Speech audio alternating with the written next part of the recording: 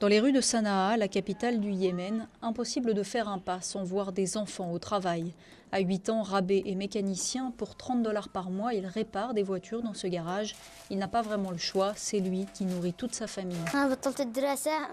J'ai laissé tomber l'école pour travailler et aider mes parents, parce que mon père est handicapé.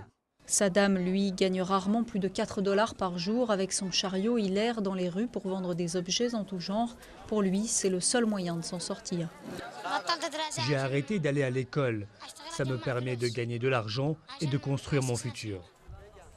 Des enfants comme eux, qui travaillent dur comme des adultes au lieu d'être sur les bancs de l'école, il y en aurait entre 1 et 5 millions sur les 23 millions d'habitants du Yémen.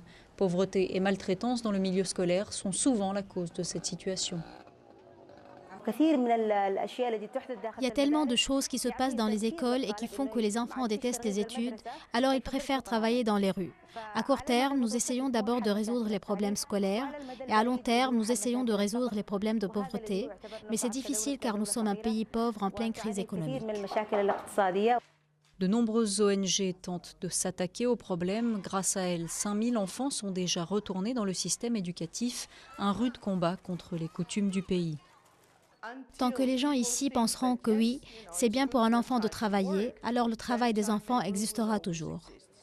Selon cette organisation, 80% de ces enfants font un travail dangereux ou fatigant.